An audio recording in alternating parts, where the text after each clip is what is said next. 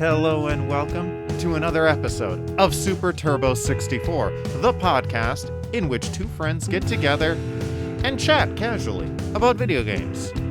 Hi. How you doing, Jeff? I'm good. How are you doing, Jason? I'm also doing good. All right. The weather is picking up. It's getting nice out there. It is. Compared to what it has been. Yeah, the last couple episodes that we've recorded, we've had to trudge through just horrific, barren wastelands of ice. That's right. And today we trudged through a horrific, barren wasteland of ice, but the sun was out. Yeah, some of that ice is becoming mud and water, and it's a little over 32 out there. Yeah, you gotta love it. You've got to. It's actually spring on Animal Crossing right now. Like the snow is gone. I just played the other day, and it was still snowy. There were still snowballs around, and today when Techie and I logged on, it was the grass was gone, and there was just one solitary snowman, like casually melting away in the residential district. And he's just like, "This is kind of neat. I'm the last snow here." I mean, he was accepting his fate with a considerable amount of grace. It was a little inspiring. Good for him. Yeah, an inspiration to snow people everywhere. Yeah, die with dignity, damn it. Goddamn snow people. Yeah. Yeah, I haven't played Animal Crossing since 1995. Yeah? That's what it feels like. My town is probably overrun by barbarians now. Yeah, I would imagine so. Like, probably a neighboring island is probably pillaging you for... What was your fruit? Oh, no, I can hardly remember. Apples? I think it might have been apples. They're raiding Backbeat for your bountiful resources of apples. Yeah. You can have my paper kite butterflies. I'll be playing something else. Yeah, but say, we will rebuild. I've got the Island Designer app. We will survive this. What if they burn down those poor villagers' houses, though? We'll rebuild. Okay. Yeah. All right. Especially if Tom Nook sees money to be made. He's probably backing the bandits. You think he's a war profiteer? I mean... He's a profiteer of everything else. Yeah, so. Exactly. So it stands to reason. Yeah. My God. How deep does this Tanuki hole go? Oh, man. But so, if you haven't been playing Animal Crossing, then what the hell have you been doing with your time? Playing? It's funny, I finally found the perfect game. Yeah? It is a roguelite that is literally a slot machine. It's called Luck Be a Landlord. It's $10 on Steam, and you click, and you watch it spin, and then you pick a new symbol to fill into all the empty slots. And then you do that repeatedly, and every 5 turns, 6 turns, 7 turns, you got your landlord knocking down your door. He's saying, "Pay me my share," and you're trying to just keep ahead of the game. And all the symbols have nice little synergies, like you get the mouse, and you get the cheese, and the mouse will eat the cheese, and that'll give you a bunch of bonus money and stuff. But then that symbol disappears, So, in other words... You've discovered gambling and debt. I have. I mean, like, I've long said that roguelites are just gambling. Yeah, I mean, there's definitely an element to it, for sure. It's, you just pull in that slot machine to see what items you get, and now I just boop, hit the space bar over and over. More. I had noticed earlier today, I was just kind of glancing through Twitter, and I had seen a thing that you had done where you had actually, like, Edmund McMillan, the dude who does Isaac, he had asked a question about, like, hey, if there's anything that we can do to improve on Isaac, It's true, I did reply to that. Exactly. I'm curious. It's just like, he's said that, that this expansion is kind of the final expansion. So it honestly seems a little bit late in the game to ask for those kind of changes, but... Yeah. It does, especially considering that he said it was 98% done. Right. And that it comes out in, like, 30 days. Okay. Like on consoles or just in general? On PC. On PC, okay. Excuse me. No, Yeah, you're good. like 31 days or so. Okay. Anyhow, it's yeah, he asked if you could pick one thing to fix the game, what would you fix? And my suggestion was boss armor, which is a concept in which bosses' health scales to how much damage that you do.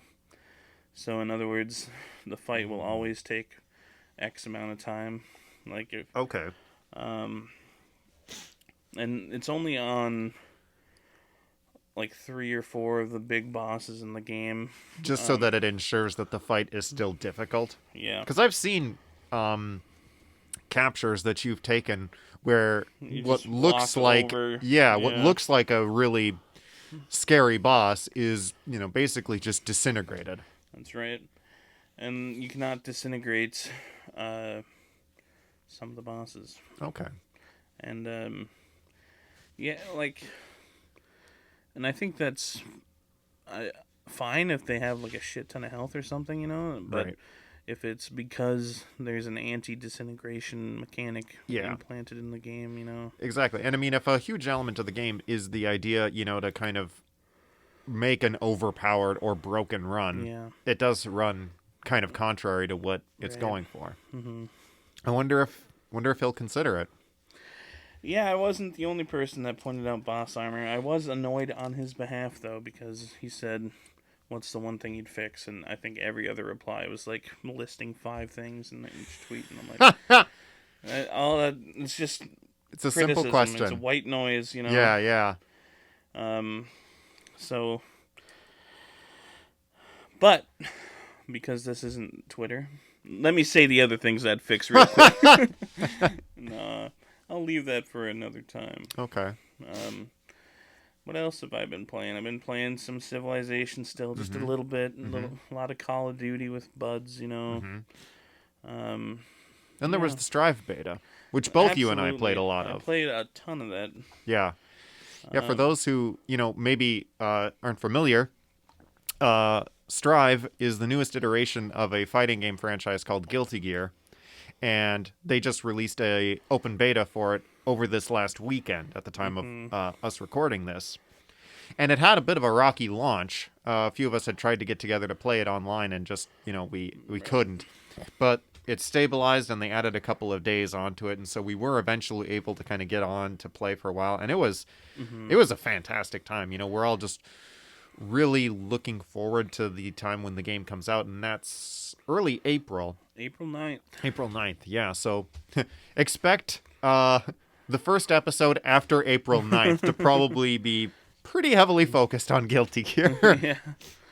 I would not be surprised at all. Yeah, because it's going to be one of those examples of a game that both you and I are playing. Yeah. How did you like Guilty Gear? Oh no. You're good. I really enjoyed it. It feels fantastic.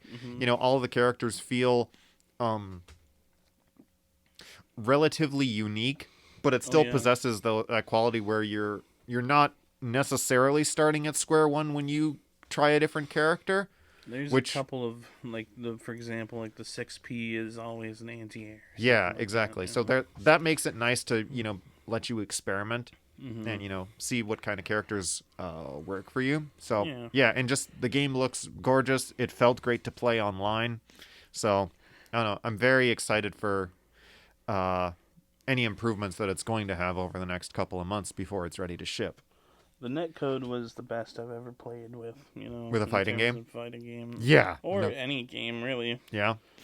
I mean, I don't know. You play Call of Duty, you don't notice a lot of lag necessarily. Unless Exactly. you got a bad connection on your end, really. But yeah, in 1v1 fighting games or whatnot, it's, if one of you has a bad connection, it's immensely apparent. That it was smooth as butter. And I really enjoyed the mechanics of the game and the design of the characters now, and it's less complicated and deep in terms of normals and specials, but just as deep with the addition of dash roam and cancels and stuff like that. And it'll be It's going to be a lot of fun. it's gonna be a ton of fun. I think it's gonna knock fighters off my pedestal finally. Yeah? I mean, it was only a matter of time before a fighting game would do that, you know? Yeah, it took 3 years. Yeah, exactly. Fighters has held the most cherished spot for you for quite a while. Yeah. It's hard to go back to it right now. Yeah? Haven't been playing any fighting games. Sure. I've been thinking about switching over to MK11 just to experience netcode again. Right. Rollback, Yeah. Just for that rollback bliss. Mm-hmm. But what have you been playing, Jace? Well, I've been playing a couple of games recently. One of them is, I think, actually probably one of the first games that you talked about on the podcast, and that's Jedi Fallen Order. Oh yeah. Yeah, it's a so it's a Star Wars game, if that didn't sound obvious, but where you play as a Jedi who is, attempting to survive after Order 66. So it takes place in between the prequel and original trilogy. And it's a really unique mishmash of a few different genres. The combat feels somewhat Dark Soulsy. Exploration feels kind of like Uncharted or Metroidy in ways. So it's just, I don't know, it's got a lot of really good things going for it, and I'm just having a super fun time playing it. It's a splendid game. It's got a lot of nice charm to it. Yeah, That's the word I was looking and it's got a for. really good feedback loop for me. Just it's got that Metroidvania feel in which whenever you unlock a new force power, you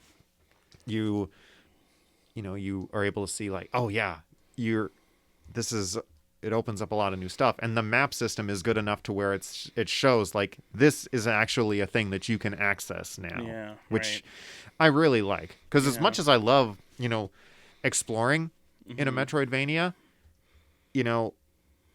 one of the big criticisms that I had about Axiom Verge is that sometimes when I got a new upgrade, I thought that it would help me unlock Path A, but it didn't. Sure. So I like that there was a good map system in place so that I exactly know what I can still explore. Axiom Verge 2 is around the corner. I right? know, and I'm really excited to play it. This should be good. But yeah, the other game that's been pretty heavy in playtime for me has been the remake of Final Fantasy VII. And I just saw that's going to be free for PSN Plus or whatever it's called. I highly recommend that you should play it. It's pretty goddamn great. Yeah, and for someone who, neither you or I have played through Final Fantasy VII originally. I played an okay chunk of it years ago, but it's never a game that I finished. Yeah. And I'm near the end of this part of the remake, and I'm actually really considering playing the original Final Fantasy VII now, just because I want to be able to experience the whole thing and have even more enjoyment when it comes to when the next parts of the remake come out. Because with this remake, the people at Square Enix were thinking, if they wanted to, completely remake the game and expand on it on modern consoles, to the extent that they'd want to do, it would be like multiple games. Yeah. Exactly. So they did decide to split it into multiple games. Right. So this first part takes you through kind of the first major arc of the game. So I'm getting near the end of that right now. Right on. And they actually just announced at the PlayStation State of Play yesterday that it's getting a PS5 upgrade. So whenever Techie and I get our PS5, that'll be one of the first things I play, probably. Right on. Along with the upgrade of Yakuza Like a Dragon. Because, remember, Jeff, I just dropped my pen. I cannot go an episode without mentioning something Yakuza related. Yeah. And I already talked about roguelites. Exactly. Yep. So, yeah. See It's you been a later. great episode. Yeah. Oh, man. But yeah, so with that out of the way, though, Jeff, what is our topic for the week? Because you came to me with three things, and we kind of matched a couple of them together. So What's the Well, what is the meat of today's episode? the real pink, moist, tender meat that we'll be digging into with our steak knives and forks is, well, because we've been in this world of online multiplayer, what makes a good multiplayer game, you know? It's really as simple as that, and also, like, a little bit of what types and kinds do you like to play, and for me, I was thinking about this, and I broke it down into 3 types myself, and I could go into that right now. I'm ready. But first, I do feel like I have to point out that steak that you described sounded horrible. What do you mean? It sounded like it was barely done. It's just like, all right, let's just throw this on the grill. Oh, it's already ready. Medium rare, man. Medium rare? No, medium well. Minimum. What? Yeah. Really? Yeah. You're a medium well person? Absolutely. I didn't know you had no taste, Jason. Yeah, well, just... I don't know. I'm a civilized person who doesn't like the idea of still seeing blood on my plate. It's not blood, it's just red water. Yeah, sure, buddy. That really only happens with the rarest of steaks, you know? Yeah. Um, Okay, I had to get that done. I couldn't let us proceed any further without... I'm honestly shooketh. You know? Shooketh. Yeah. I'm speechless. I am without speech. Jason, I trusted you. You were my brother. I loved you. God. I'm just sitting here, like, imagining you with, like, a freaking full-size saw cutting some well-done-ass steak. You know, crunching when you're biting into that burnt, tender well, whatever. Texture, baby. And the lack thereof. My dad and you would get along steak-wise. Nice. See, yeah. I knew he was a man of cultured taste. He also doesn't like flavor, you know. He burns his pizza deliberately. Burns it, I say. Okay, now see, I like a little bit of, pizza when I like kind of the cheese to be golden brown, you know? But, no, I can't burn pizza. Yeah. It's, I think you and Techie have very similar tastes when it comes to steak and whatnot. Medium well, or medium rare is, like, statistically the most popular. Really? Okay. Yeah. I'd be willing to bet $5. Okay. But you don't have to take that. Okay, but I can see where you'd be coming from. I don't know. It's one of the, you ever get trivia facts stuck in your head and you never remember where they come from? Absolutely. Yeah. That's life. That's what all the steaks say.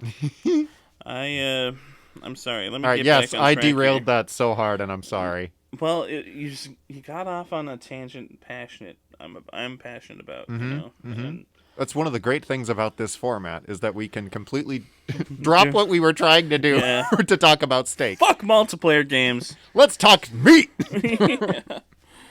Oh man.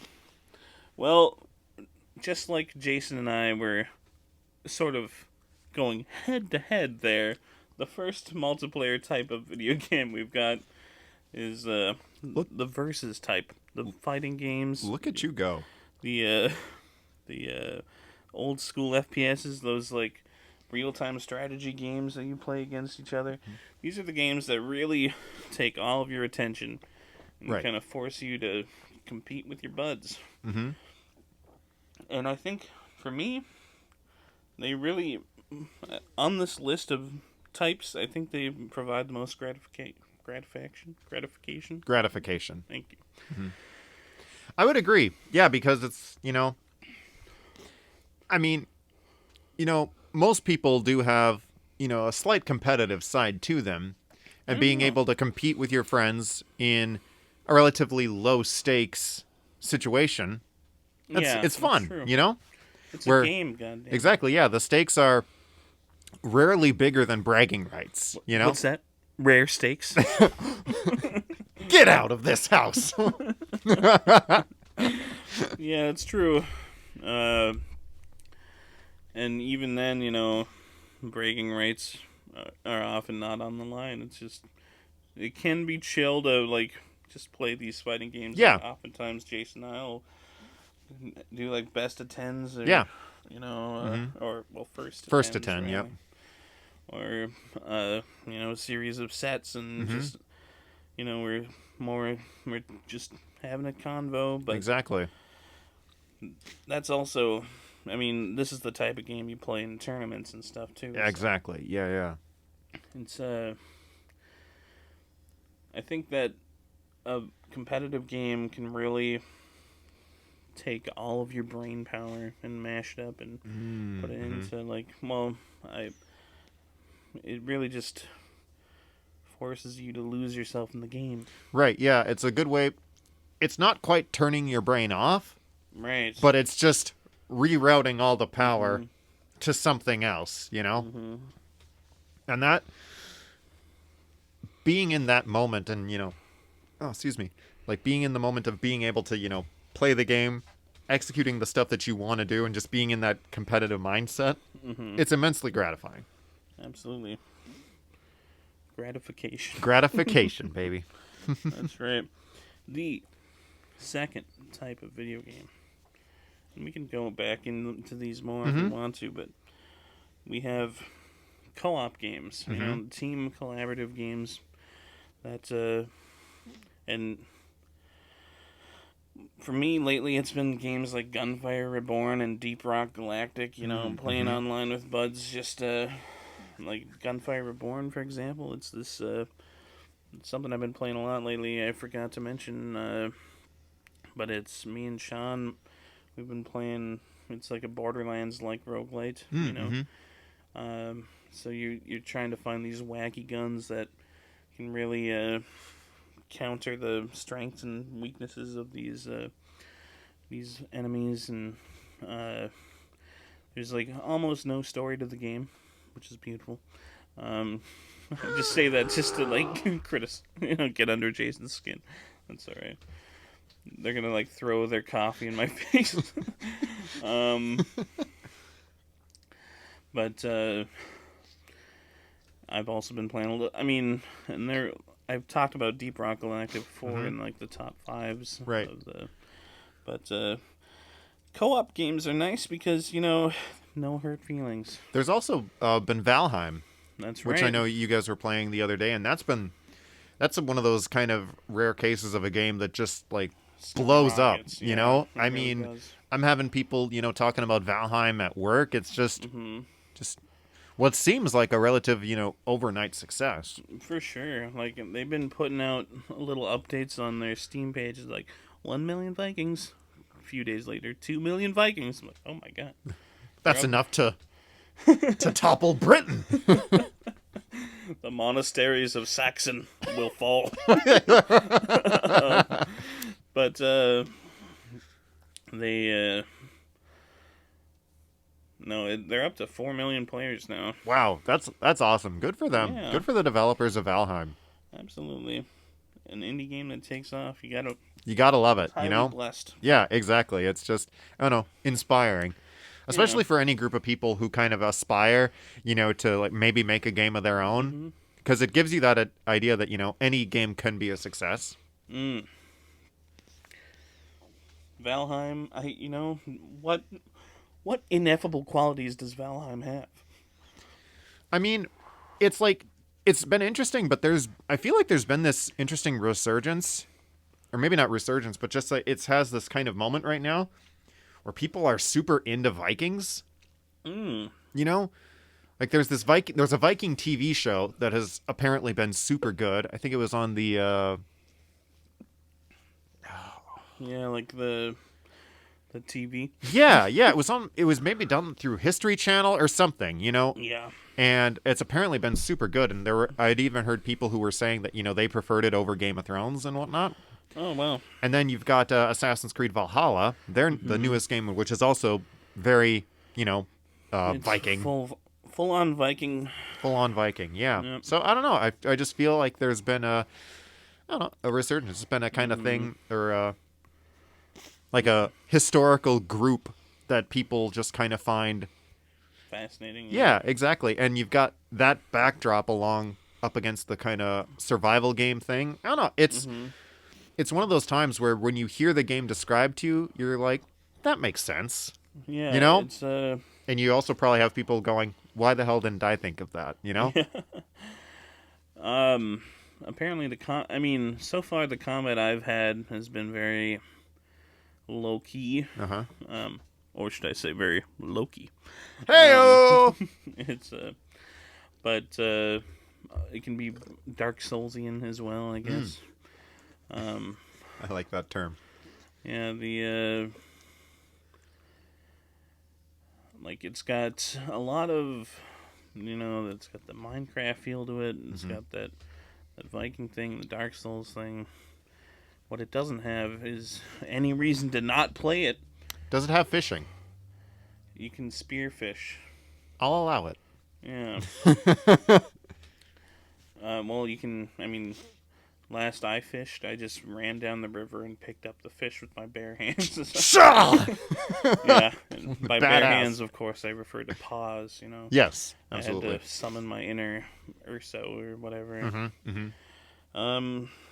Yeah, I've been doing some co-op gaming of my own. Techie and I, we've been playing Divinity Original Sin 2. Right on. Yeah, and that's been really fun. That was a game that had, it was a game that when it came out on consoles, a lot of people really loved it. Sean had shown it to me, and we played a little bit of it, didn't really get out of the tutorial area. And, even though I thought it was kind of fun and cool, it's one of those games that even though the group that, ported it to consoles did a phenomenal job, it's still a PC game being played on console. Yeah. So certain things, just to me personally, still don't really feel, I don't know, super kind of, I don't know. It just doesn't, it kind of breaks the immersion in some ways for it. But, the game world is really cool. And you're able to play it, fully co-op. And so, like, what will oftentimes happen, I will be exploring a part of the map and, maybe trying to work on a quest. And I'll get involved in a fight that I'm probably not prepared for. And I'll be like, Suki, help! And I'll look on the map, and she's way the fuck over that way. Then she's like, all right, I'm coming to save you. And so she's on her way walking, and I'm like, I'm going to die! And I think this even happened last night or the night before. I was in a fight, and she was on her way, and she saw a dog. Oh my god. So she stopped to talk to the dog, because in that game, if you have a certain skill, you can talk to animals.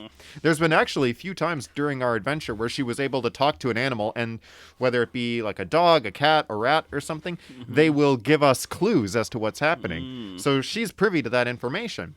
And so while I'm in this fight, she goes like, ooh, a dog! And so she goes off to have this conversation with a dog. Rare pup responded. Exactly, yeah. Confirmed good boy, by the way. And but she did eventually come and save me. 9 times out of 10, it is me who needs saving.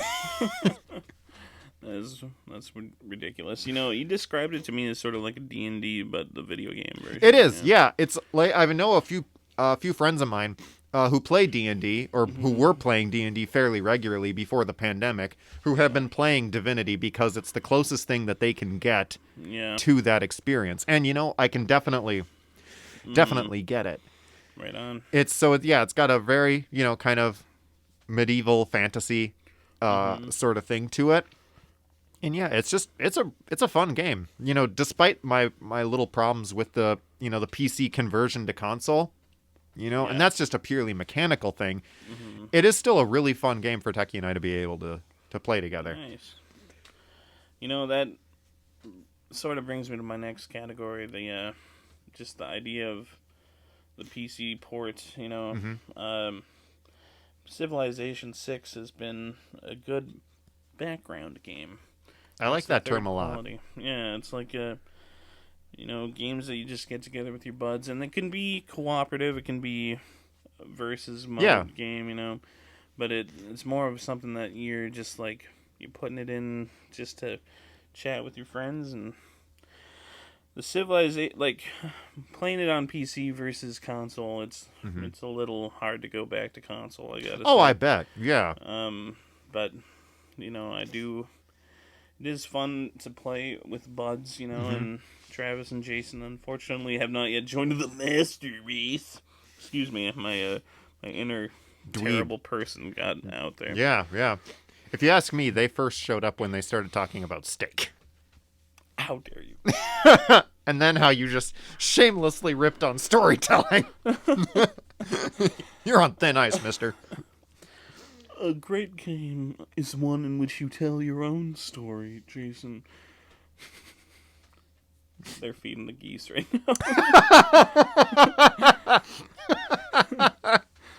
now. Okay, continue. Yeah. So, other game like Fall Guys, Overwatch. Fall Guys, yeah. That's a good yeah, like Overwatch fills a couple of those categories. Right.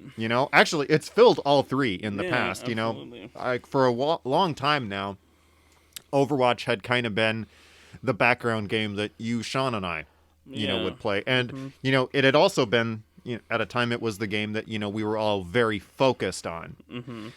But then it, just kind of, until afterwards, it had just been, a fun game to kind of just play and chill out. And, yeah. we were actually talking not too terribly long ago about maybe kind of getting back in to Overwatch. Because enough time has passed by now that I'm sure there's stuff that's been added. That they have not added a new character since Floaty Robot Girl. Floaty Robot Girl. Did I play it? I did play Floaty Robot Girl. I don't remember their name off the top of my head. No. But they're ramping up for Overwatch 2 now. I guess, yeah. Yeah, didn't they do a trailer for that recently? I've heard it criticized as a non-reveal trailer. Yeah. It's but apparently they had, like conferences and back, those clandestine board meetings that show up at these cons, Yeah. and there's some facts and that people have been spitting out that it's Okay. going to be fun. Okay, well, cool. Yeah. Yeah, who knows? It'll be fun to kind of get back into Overwatch again. But yeah, we haven't had a game that we've been able to kind of play with Sean an awful lot. No. Oh, except the Strive beta. But Yeah, that was fun. that'll God, I hope they need rematches and they need private lobbies and that. I'm sure that'll happen, by the time the full game comes out. I'll cross my fingers. I'm not so sure about the private lobbies, but Yeah, who knows? I think the rematch thing is something that they just wanted to force us to keep Keep fighting. having matches with as Yeah. many people as possible. It makes sense. Yeah, and just like that way they get to initialize more matches, which test their servers more, But I know nothing about network. Me either. And so what do I know? But all you know is what you like. And what I like is a medium rare steak. And that's, that's okay. That's perfectly fine. Okay, we got there. Yeah, I don't know. The pandemic life has just made this online multiplayer stuff invaluable, Oh, absolutely, yeah. There have been games that we've tried playing that, we've probably stopped playing sooner than we would have because the netcode wasn't up to par. Like, we recently, Jeff, Sean and I, along with our friend Fred, we picked up a fighting game called Grand Blue. Mm-hmm. And while it's a really fun game, its netcode is not great. Mm-hmm. And so we frequently suffered from, lots of lag and just, things that make the matches a lot harder to be able to do, which, that kind of can kill your enthusiasm to play it. But, because this is apparently a versus podcast, I don't know. It's I'm looking forward to when you have a better connection speed, Jace. Me too. I'll just put it that way. Yeah, no, I definitely would like that too. Thankfully, it wasn't as apparent when we were playing the beta. Oh, no. Yeah, so that's really good. And that's one of the things that makes that type of netcode really good, is that it allows people of varying kinds of connection things to have smooth, reliable online play. Yeah, and the distance is so much less of a factor as well. People are playing from, like, Japan to The United States, yeah, absolutely.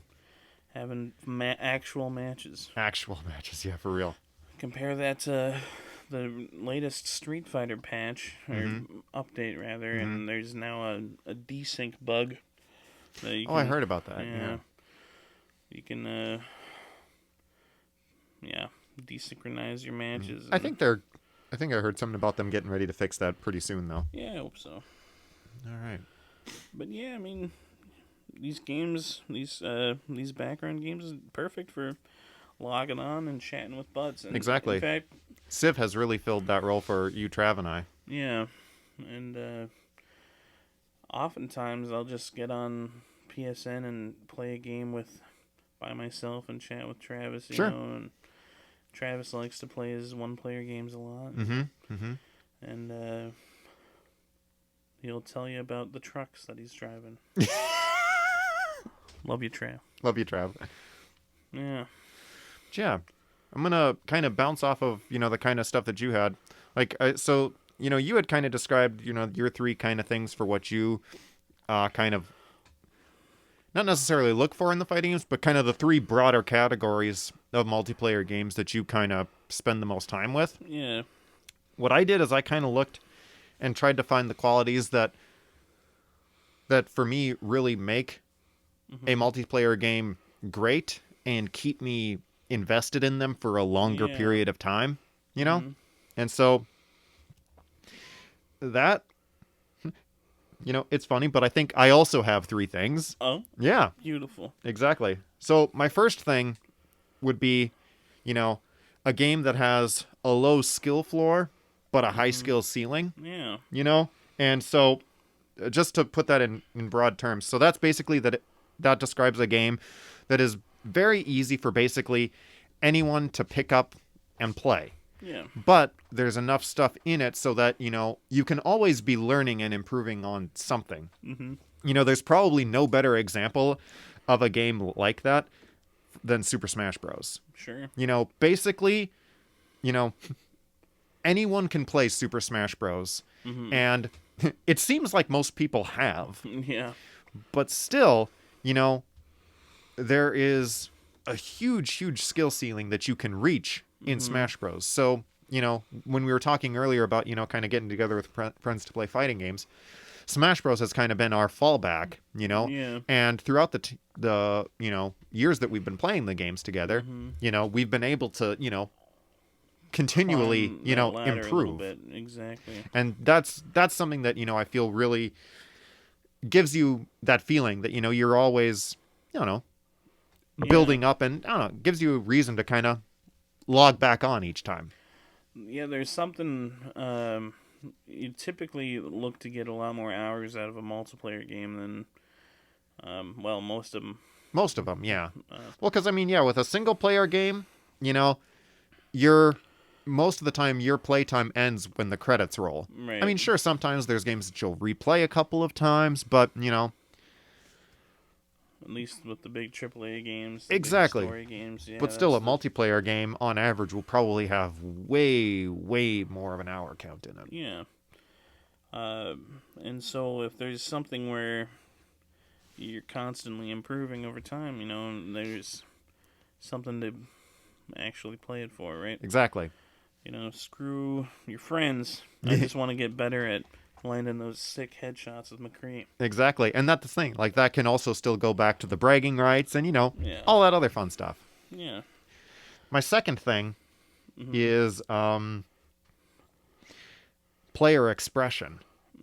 Which, and that, for me, that can be, whether that is through the characters in the game,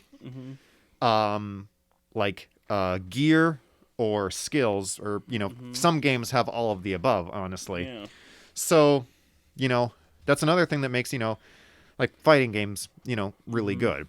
If you've got a group of friends and you're playing a fighting game, chances are that each of your friends will be playing a character that you're not, And after a while, you can kind of associate some of these characters with your friends, Like, when I'm playing Street Fighter, I always associate Zangief with you, He is the best character. Exactly, objectively so. And so it's fun that you're able to you can form like a connection to these characters. And I don't know, and for me, it definitely makes you kind of feel like, I don't know, it makes it more interesting to play them. Yeah. And, I like that. And then, but then if you think about like maybe just going to like a shooter that doesn't necessarily have characters, Sure. Like for Call of Duty, there's a wealth of options to, use gear and skills so that most of the players in your squad might be a little bit different, Right. And that creates a great amount of variety. I just feel like variety, whereas not necessarily its own thing on the list, it just kind of adds to it. Yeah. One game that we really like but doesn't necessarily meet some of this criteria would be Nidhogg. Sure. Like Nidhogg is kind of a fighting game where it's, 2D and it's basically like fencing or sword fighting. And the second one added a certain degree of like some character customization, but it doesn't affect the gameplay whatsoever. No. So for me, it's hard to put time into that game and to improve in that game and want to play it very long because like you don't have a thing to you don't have characters that you can kind of experiment with or things to kind of learn and progress through. It's just, it just kind of makes it's fun to play short term, but doesn't necessarily equate to playing it for a longer period of time. Yeah, and I think that can be a personality thing. Yeah, absolutely. Like this is, just my personal feelings on absolutely. what would make for it. But like going back to some of the things with player expression, there's a couple of examples for games that I feel just do this in a phenomenal way. Mortal Kombat 10 and 11 both do a super cool thing in which they give each character variations. That's right. And so what that means is, say if we'll just use you as an example, Jeff. So as a Raiden player, if you matched up online with another Raiden player, if you guys picked different variations, it allows for the possibility for even a mirror match to feel different because you would have different special moves and whatnot going with each other, and some variations have combos that are unique to them. Right. And that also gives you another opportunity to kind of continually experiment with that character. Yeah. And, Street Fighter V has another thing similar to that where they added a secondary V skill and the two V triggers. So, again, you can have matches against people who are playing the same character as you that will still feel slightly different. Yeah. Which I think, I don't know, that to me is a really great tool to kind of breathe extra life into your game. And games that have like a wealth of options for customizing your characters. Overwatch is another great example that we can go back to. None of it is really gameplay altering, but you can customize your character with any number of skins, voice lines, all kinds of stuff. So there's plenty of customization in that game. Yeah. So like for the most part, I'm kind of a Zenyatta main when I'm playing Overwatch. Excuse me, and I've had a Cthulhu skin on him for God knows how long. Right. Yeah, that's a pretty sick skin. It's pretty great, yeah. The cultist. The cultist, yeah. And my third thing that I was kind of equating with great multiplayer, which it's basically something that we already kind of glossed over or talked about it already, is, obviously having a good connection to be able to play it, which is all the more apparent when it's a pandemic and everyone is basically staying home. Yeah. I'm really looking forward to when like the 4 or 5 of us are going to be able to get back together at your place to like get together and play fighting games again. That's going to be amazing. Absolutely. But until then, we have to have games that, allow us to kind of experience the second best thing. Yeah, for sure. And that's a big part of why, for example, I pre-ordered Guilty Gear for PlayStation and not PC. Even though the loading times would have been shorter on PC, big deal. Well, sure. But the just being able to sit in front of my TV and have everybody passing the controller around or whatever. And, right. I suppose half of you bring your own fight sticks. Or That's whatever. true. Yep. But yeah, I think you made some great points. Likewise. The customization and just the ability to expand your own skill level in a game. And I think, when you were talking a bit about personality in a game, like Nidhogg, sometimes you just want like a game that is pure gameplay, though. Right. Absolutely. You don't have to put any of that. You don't have that decision anxiety, like when you look at a character screen and you have no idea who the hell to play as, or, when you pick the character, you have no idea what the hell to do with them. Yeah. Another good game that, there's, and that makes me think of this is Towerfall. You got, 8 characters to pick from. Now they have 2 skins each, but, there's no difference between any of the characters. Right. Just personal, personal choice. And there is one small difference. And that is when the old man master kneels down in a corner or wherever for too long, he starts... little Z's show up over his head. And those That's show delightful. up even when you're invisible. Really? Wow. So he is the only B-tier character in the game. But he's still my main. Absolutely. You gotta go with, because I'm just not a tier whore. Obviously, I gotta pick the only bad character. No, I'm kidding. I mean, there's a certain ineffable quality about playing the old man character, absolutely. in games, especially if they're a master of something. Yeah. I mean, you play Master Roshi in Fighters, so I mean it stands to reason. I do like the old masters. You're it's true. Something about it. It's just kind of fun to see an old man kick butt. Exactly, it is pretty neat. So we've kind of reached an impasse. We have, but there's I can ask you a final question then, so we can kind of given all of this stuff that we've said, for both kind of our sides, what have been some of your favorite multiplayer games?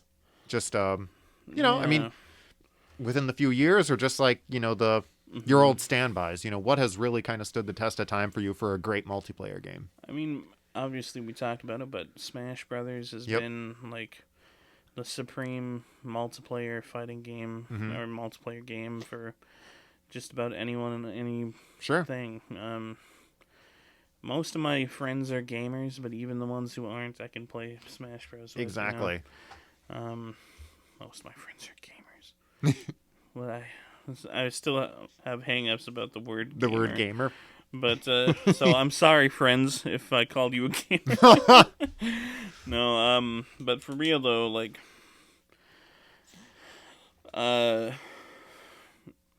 it's interesting because I think, Dragon Ball Fighters has been the fighting game that I've put the most time into. Sure. But I haven't played it with friends as much as I have, Smash Bros. Yeah. Or, Street Fighter. It's I think you really just got to go straight to Smash Bros. Because that also hits all 3 of my qualities, or types of games for multiplayer. You got, obviously those heated head-to-head matches where Blue Yoshi just kicks the ass of a poor unsuspecting Fox player.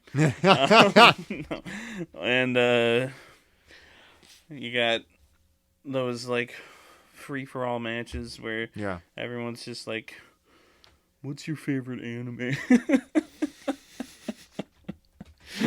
uh, and I'm usually the guy asking the question because like Jason, Fred, Sean, they're all like anime fans, and I've seen a couple of them, and I'm like, so you'll ask questions to try and sabotage us. oh yeah, Because you can't beat us on a purely skill-based level. that's absolutely right. It's true anime tactics. It really is.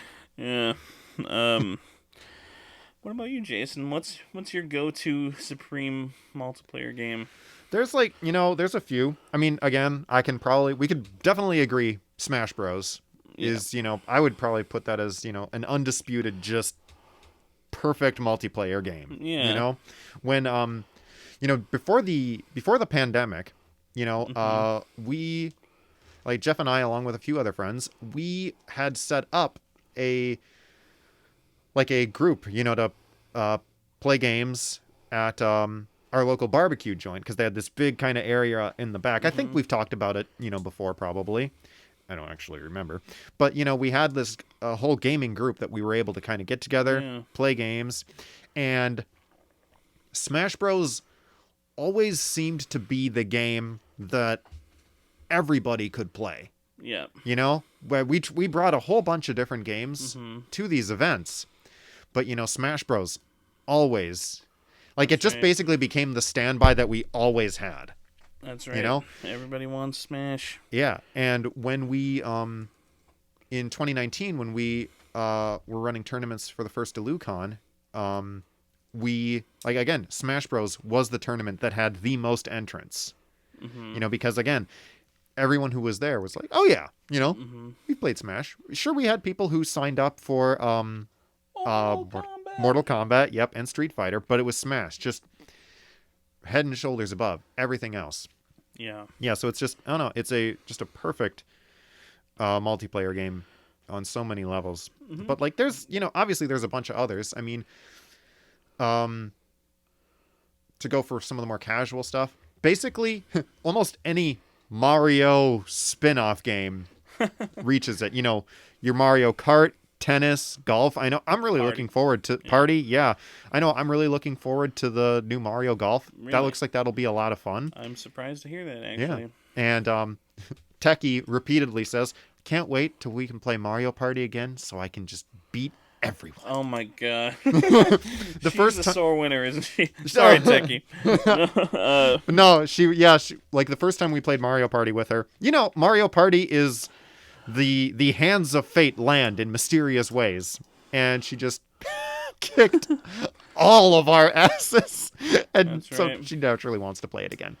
Well, there'll be vengeance next time we meet on the board. Yes, there'll be a heavy grudge held. It has been said. I'm coming for you. But yeah, or I mean, there's also kind of classic multiplayer games that I'm probably just including because of nostalgia. I am one of those kids who has some fond memories with playing GoldenEye. Absolutely. That's funny. I wrote that down and forgot to bring it up. Yeah, that's a game where it's, outside of Odd Job, any character that you pick, is the same. But that's still, there's actually not true. Really? They had auto aim differences in the Did characters they? too. Yeah. Holy shit! I had no idea. At least that's what that was what my friends and I had and I think you as well discussed back in the day. Like, Trevelyan's auto aim and James Bond's auto aim, and they're too good. Wild. Yeah, I had no idea. I always pick Trevelyan. Trevelyan, yeah. He's the best. Mm-hmm. I usually went with Baron Samedi. A good character as well. But yeah, so it's just like, you were able to play these, and again, like I had thought that it was basically just Odd Job, so there was this almost unspoken rule: no one plays Odd Job. Yeah, right. Yeah, and because he was shorter. Had a freaking hat that he could throw his hat. Yeah. And then other games, Halo Reach, Absolutely. Just the were Halo able to. Games are pretty awesome. Yeah. And I'm sorry, I totally cut you off. No, you're good. It just kind of reminds me of that golden age of, like LAN parties and whatnot, where we would be able to play either Halo or play Call of Duty Nazi Zombies. Yeah. I don't know. There's just a lot of great stuff that those games were able to fill most of those categories. Mm-hmm. You know, and I feel like it just, I don't know, it gave them all the ingredients to just kind of make them classic and just, I don't know, still hold up in many ways. Absolutely. Like, many delightful evenings were spent playing Call of Duty Bad Fur Days online, or not online. Call of Duty Bad Fur Day. Oh no. Conker's Bad Fur Day. Conker's Bad Fur Day, yep. I would play that game. COD Bad Fur Day. Wouldn't be bad. Yeah. But that was a game that, you know, you could either cooperate against very difficult AI, or you could just play against each other. Yeah. If you had enough folks playing, you know, and it was always a good time. Just I agree. Those shooting games in the past, something about them, they have a je ne sais quoi to them. Oh, wow. An ineffable quality.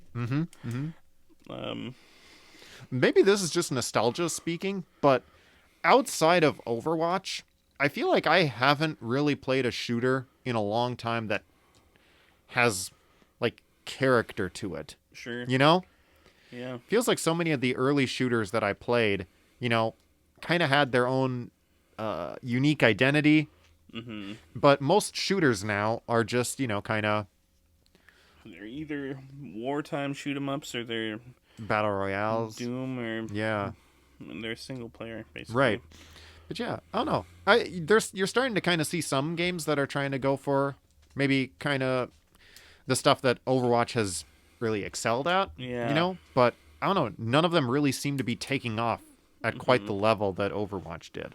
Yeah. It's Overwatch is it's got something to it. Mm-hmm. I truly enjoy that game, and I'm looking forward to the sequel, even if it's more of the same. You know, just sign me up, whatever. Right. More of the same isn't always bad. Yeah. If, you know, I mean, if they're able to build on what made it great, hell yeah. You know, I'm into it. Absolutely. So it's a bit of a shorter ep today, but I think that, you know, we got out what we wanted to say. Indeed. Yep. In fact, it's not even that short of an ep. It's like... It's fairly standard. What are we at? Yeah, just shy of an hour. So, I mean, that's, you know... We hit our mark. Well within our parameters. That's right. So, yeah, we're probably going to wrap this up and most likely play some Street Fighter. Absolutely. Jason, you're going down. All right, I'm ready. So, right. Until we see you all again, have a safe couple of weeks, everyone. Later. Thanks for listening. Bye.